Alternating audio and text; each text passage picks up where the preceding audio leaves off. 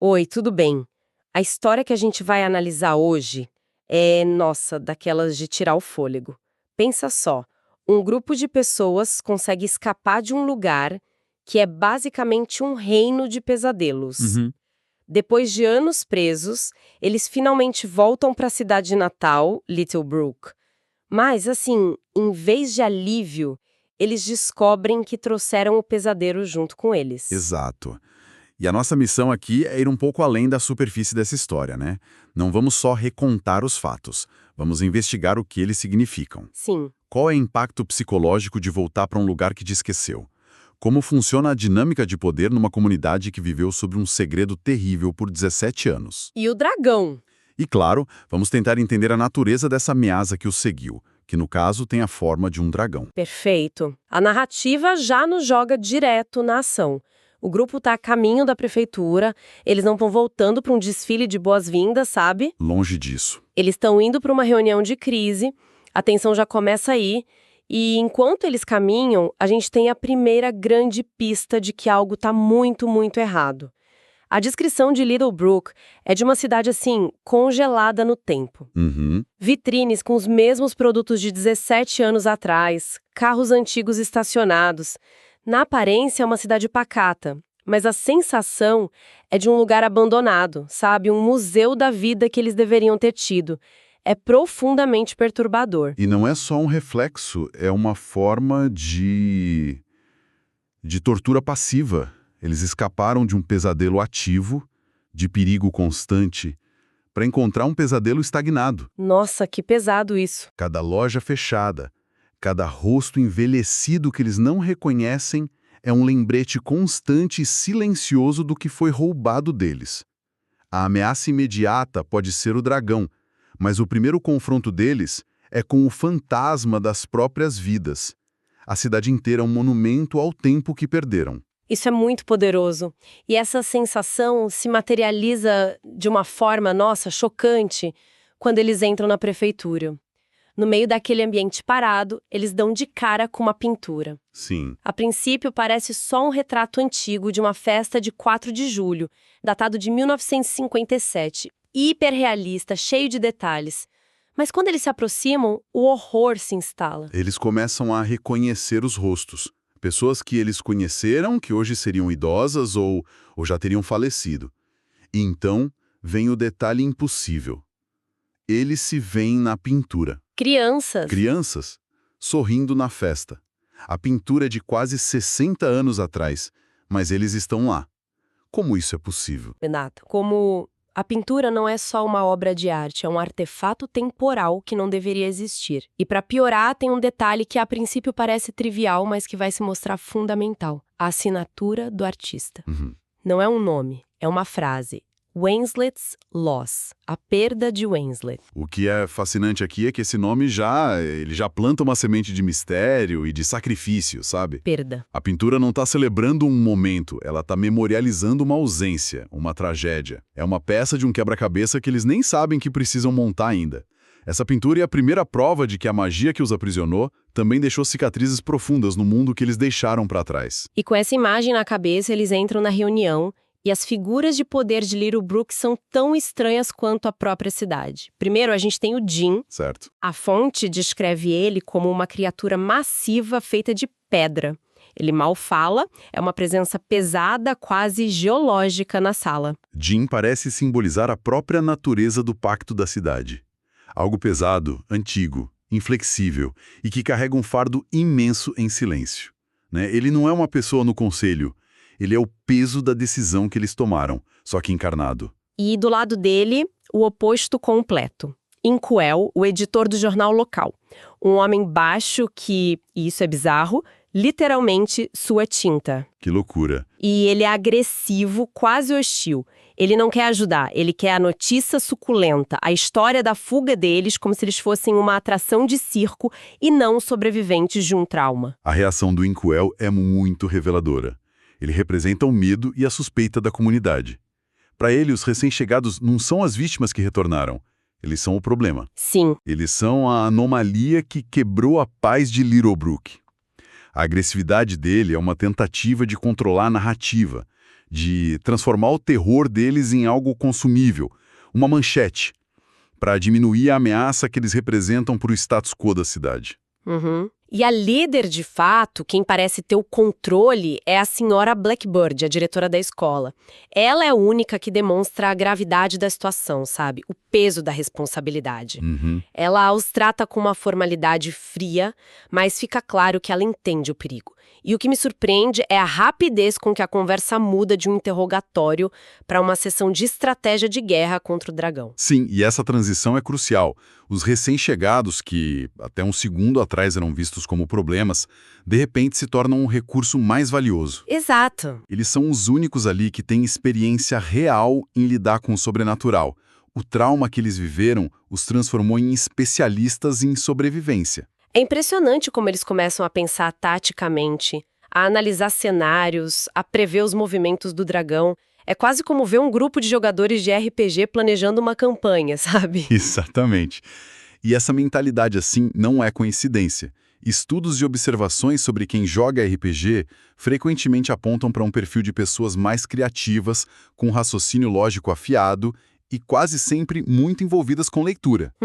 Elas são, treinadas para resolver problemas complexos em cenários hipotéticos. Esse perfil bate muito com o de quem estuda para os grandes desafios da vida real, como provas e concursos. Vestibular, concurso público, carreira militar, OAB, residência médica. Sim, total. De análise e as ferramentas certas para se preparar. Se você é estudante e quer se preparar de verdade, entra agora em medicob.com.br, baixe o app e aproveita o maior banco de questões do Brasil com provas anteriores de todas as instituições, questões comentadas, resumos práticos, aulas completas e flashcards prontos para revisar onde quiser. E falando nas ferramentas certas por um desafio, a ferramenta que o Conselho de Little Brook oferece ao grupo é algo que parece saído diretamente de uma lenda.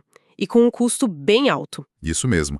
A estratégia inicial da cidade proposta por eles é absurda, se dividir em duplas e fazer uma busca na floresta.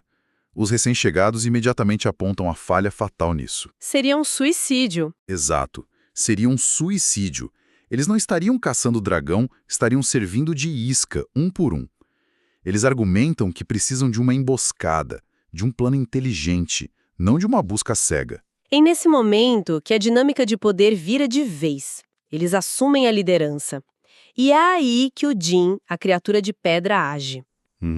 Ele se levanta, em silêncio, e entrega para o grupo uma maleta de metal. Dentro, uma espada. Mas não uma espada qualquer.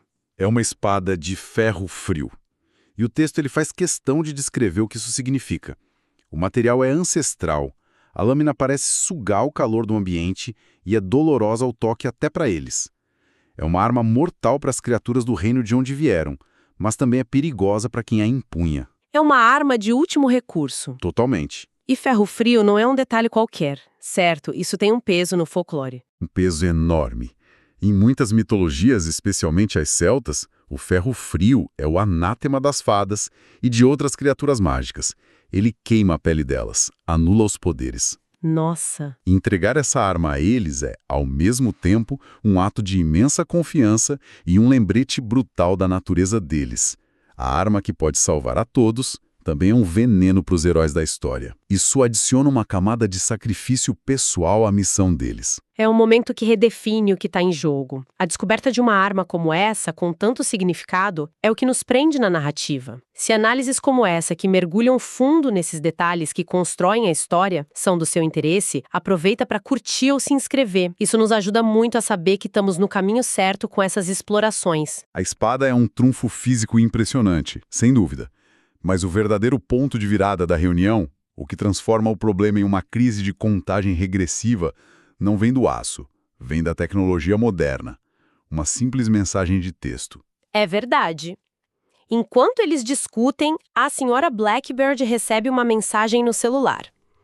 É de Matthew, o estudioso do grupo que ficou para trás para investigar os rastros do dragão. Certo. A mensagem é curta e direta, dizendo que o dragão foi para o Velho Carvalho. A reação dos membros do conselho é de pânico. Pânico imediato e absoluto. A palavra pânico é a chave. Não é preocupação, é terror. Porque o Velho Carvalho não é apenas uma árvore antiga.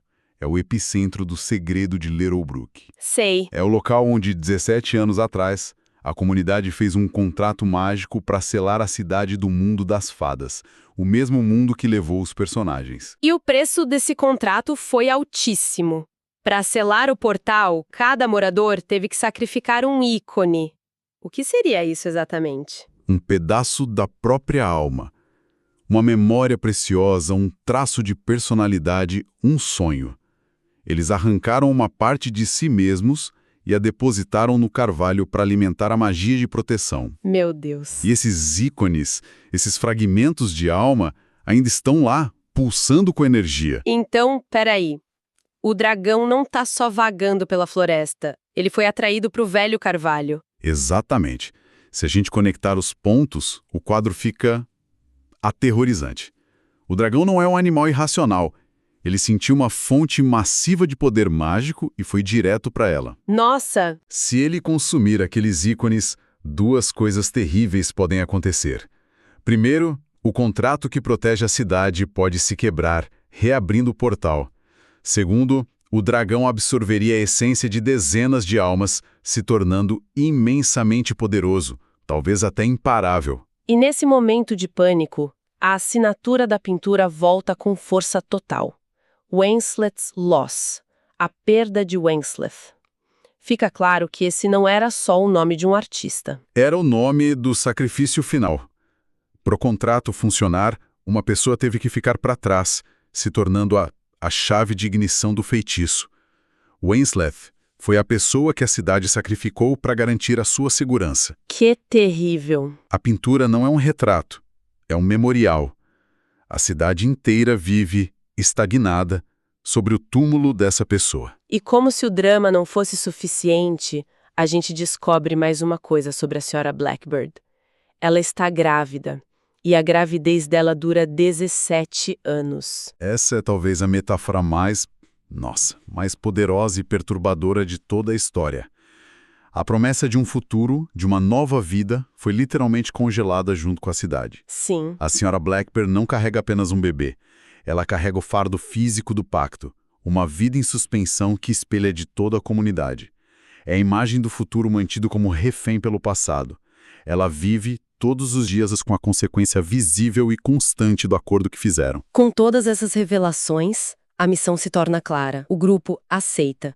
Eles, os forasteiros, os problemas, agora são a única esperança. Pois é. Forçados a se tornarem os salvadores da cidade que os sacrificou e depois os esqueceu. A história termina com eles recebendo mochilas com equipamentos de sobrevivência, sendo levados até a entrada da trilha que leva ao velho carvalho, prontos para a caçada. A narrativa fecha esse ciclo de uma forma brilhante. Os personagens escaparam de uma prisão física apenas para se verem aprisionados por uma nova responsabilidade.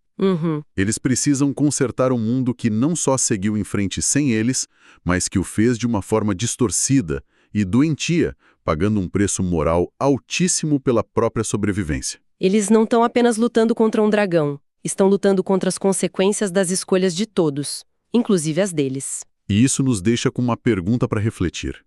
A história nos mostra que a comunidade sacrificou uma pessoa e partes de si mesmos pela segurança. Mas essa segurança era uma ilusão, uma estagnação que paralisou a vida. Uma falsa segurança. Exato. E isso nos faz questionar. O que é mais perigoso? O monstro literal que está lá fora, na floresta? Ou a frágil e corrupta paz que se constrói ao deixar de viver de verdade, congelando o tempo e sacrificando as partes mais essenciais